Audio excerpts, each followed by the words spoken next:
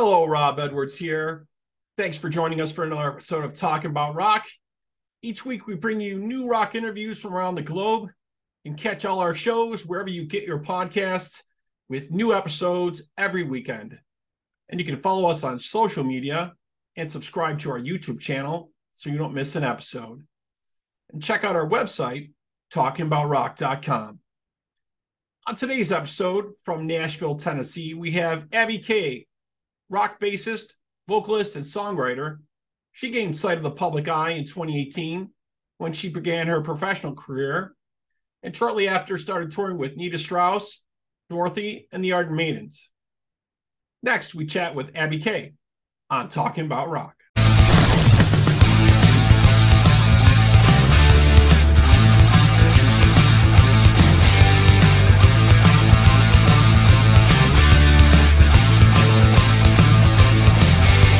Okay, let's welcome to the show Abby Kay. Abby, how are you? I'm great. How are you? Going very well, very well. Excellent. So what's happening there? Are you currently in Nashville, or what's going on with you right now? Yes, currently in Nashville. We just got off of a 4 or 5 week tour. We're finishing up our album now. We're kind of home in Nashville for the summer, so just working on getting a lot of stuff out, and then we'll hit the road later this year again. Yeah, you always seem to be very busy. And you actually began playing music at 12 after attending a Kiss concert with your dad, right? And I think you originally started on guitar, though, right? Yes. Yep. So I went to see Kiss. That was my first concert. I had never really expressed any interest in music, but I was like to my dad, I said, "Are you ever gonna take me to a concert? Like, I'm 12 years old now. Can I go?" Right. Expect he would take me to see like Justin Bieber, and he took me to see Kiss, and I just like fell in love with rock music. Again, I picked up the guitar because it's all that we had at the house, but quickly figured out that I was a bassist naturally. Um, and yeah, it just kind of all progressed from there. Yeah, they definitely know how to put on the show, and they definitely set the standard for that. When you see one of those shows, and you see another show after, you're almost like there's stuff missing sometimes, right? You feel, Yes. you know. No, And you, I think it's a blessing and a curse that Kiss was my first concert because it was so like overwhelming that it made me want to get into this. But it's a curse because I was 12 and I was like, oh my gosh, this is what a concert is. And yeah, then I think exactly. the next week after that, I went to see Fall Out Boy. I love their music. I love their show. But I was like, oh, where's the Where's pie? where's all the cool stuff, right? I know Yeah. so many people, including myself. First concert was Kiss, and influenced by them in so many ways, as they were influenced by other people, such as Alice Cooper and things like that. Mhm. But you cited Gene Simmons as one of your biggest influences, but you kind of shifted a little bit recently, I think, to Steve Harris of Iron Maiden, Lemmy of Yes. Motorhead, and Geddy Lee of Rush. You kind of got a mixture. How they influenced your sound and style, would you say? I would say, okay, I obviously started with Gene Simmons. He kind of started with um how I picked up the bass. And then, like you said, I've definitely switched over to more technical bass playing styles. Right, a la Steve Obviously, Harris and Geddy Lee, for sure. right. I mean, obviously, Gene Simmons knows what he's doing business wise. He's a freaking millionaire. He's Yeah, putting on he is amazing the shows. master of business, for sure. But he himself will say he's not the greatest musician. Um, And so I'm grateful for him because he got me into music. And then I kind of have leaned over towards more Geddy Lee and Steve Harris and gotten more into the technical side of growing my bass skills. Um, and so I would say as a bassist, that's kind of where I draw from. But as just an artist in general, I get a lot of the female fronted hard rock uh vibes like Hailstorm, Dorothy, more of the modern side now. Right, and you've done some shows with Nita Strauss, guitars for Alice Cooper and Demi Yeah. Lovato. Tell us about some of those shows. Those were some of the best shows of my life. Nita is a very good friend of mine, and oh my gosh, it was literally the best, what was it, 3, 4 weeks of my life. It was, I mean, we had just moved to Nashville, and then we got this opportunity, and we went from playing headline shows to maybe 10 people to playing direct support to 400, 500 people. And it's like everyone was so invested in our set. Like before, we would play at a bar and people would be eating and they're like, okay, there's background music on. But we have one song, Because of You, that has audience participation in it. You sing the woes back and forth. And this was the first time that we were like, we looked at each other like, oh my gosh, they're singing it back to us. This never happens. So Right. it was a really good experience. I think that's kind of the route we want to go, more opening for bigger bands because we get in front of a lot more people. Exactly. Get a lot more exposure. And, Nita Strauss, excellent musician in her own right for what she's done. I'm so glad she's back with Alice and doing stuff like that. I know Yeah. she's got her solo songs and solo songs. She just released one with Alice Cooper not too long ago, which was outstanding. So I'm sure we're going to see a lot more come from her. The hard rock community wasn't really sure when she shifted modes there and went with Demi Lovato for a little while, but we are glad and more than happy to have her back with Alice for sure. Yeah. So, and you also started, you stated your songwriting process is always a little different, you said, from some of the stuff I've read. Can you explain that? Is it always like a different vibe or something, a different influence that just hits you? So I think I've always blamed it on because I'm so young, but now I've been doing this for like a solid 5 years. So I don't really know that it's because I'm young anymore. I think I just like switching it up. I used to say it's because I haven't figured out what works best for me. So I never write a song the same way twice. Whether it's I'm going to write lyrics first, or I'm going to write the bass part first, or I'm going to write this song on piano. Like I've never had the same method twice. And I think honestly, it's not even just my age now that I'm just trying to figure out what works. I think it's more fun and interesting that way, that you don't get stuck in something. And I think a lot of my songs have different vibes and sound, obviously they're still all me, but sound different from each other because I mix up the process a lot. Yeah, I think that's a great way to do it for sure. Not to get stuck in a certain type of rut and then you have a certain type of song. You can mix it up and that way people can, like you said, they have different sounds and stuff. That's Yeah, that's definitely the absolutely. way to go for And sure. now I've also been getting into co-writing since I moved here to Nashville. So I'm writing with probably 12 different people at a time right now. And so everyone has their own process that they've been stuck in themselves.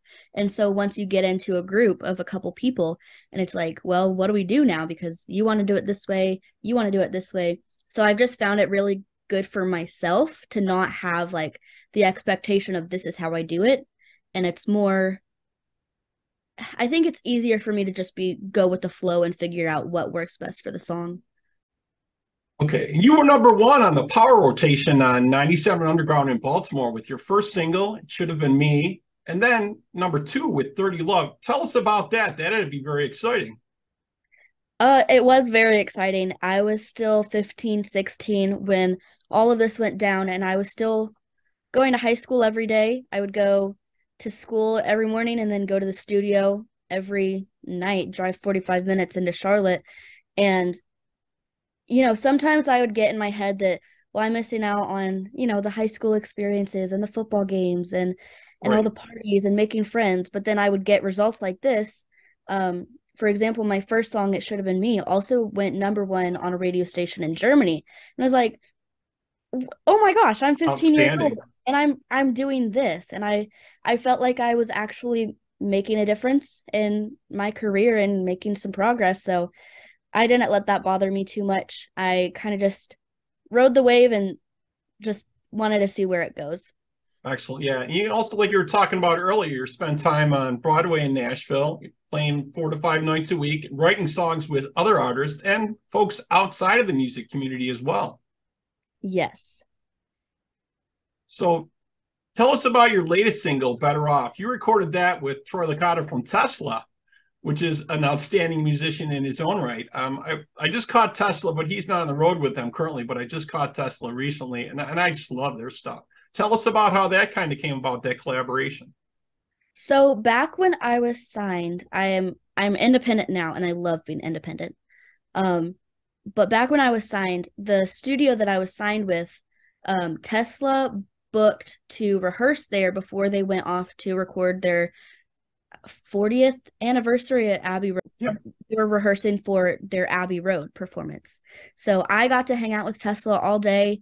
I FaceTimed Frank Hannon's daughter. That's one of my favorite stories to tell.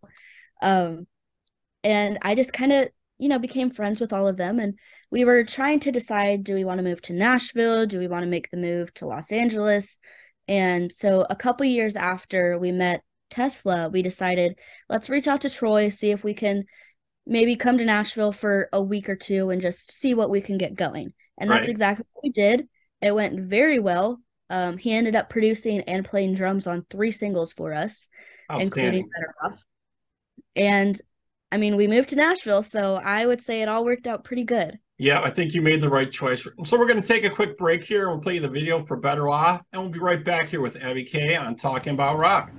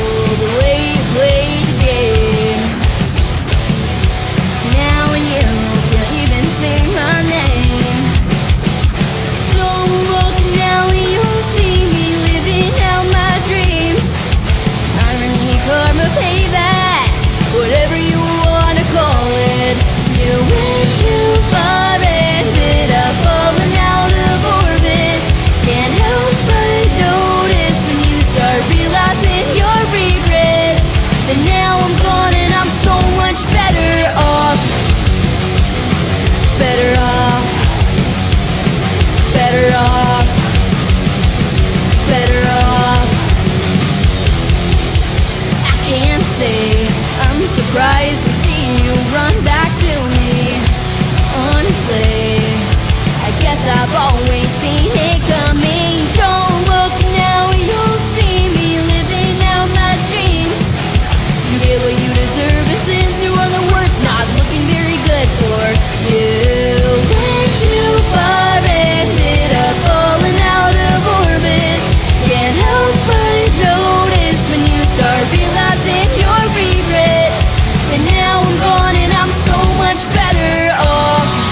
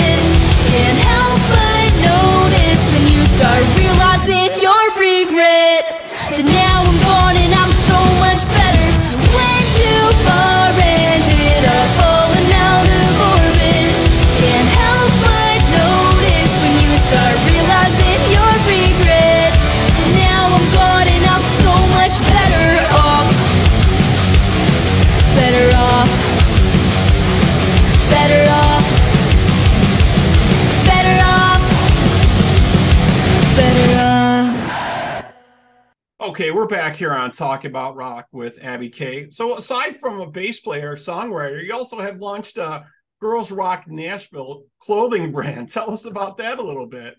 Yes. So something that I learned I'm a very business-focused person, and I like to have a lot of revenue streams, my hand in as many pots as possible. I don't know why, because it's so overwhelming and I'm working 23-hour days basically, but I love it.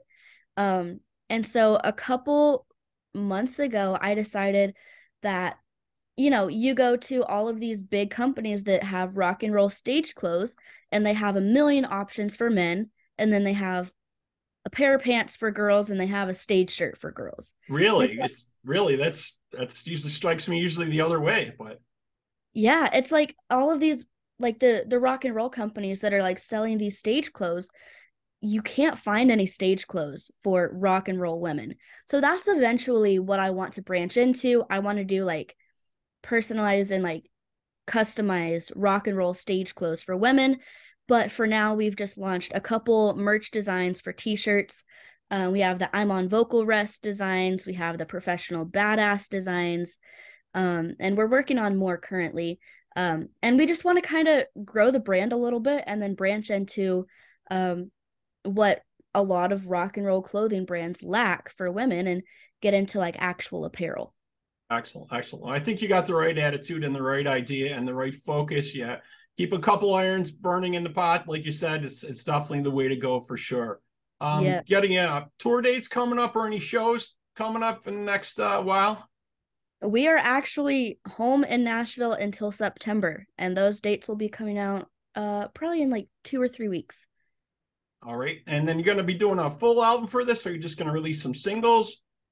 Yes, we're going to be doing a full album. I'm actually, later tonight, I'm recording bass for the album.